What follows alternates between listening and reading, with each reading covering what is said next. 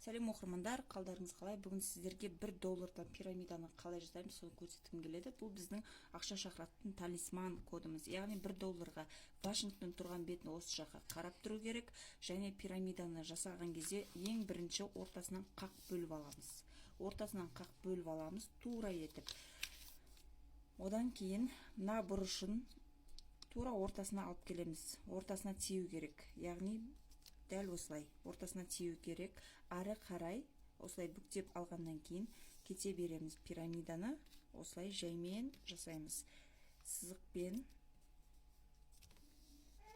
осылай орап өз талисманымызды жасаймыз.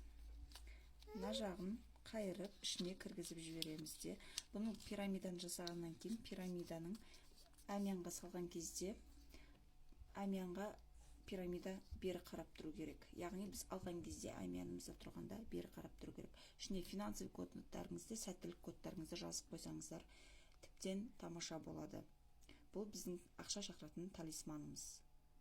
Назарларыңызға рахмет. Сау саламатта болыңыздар.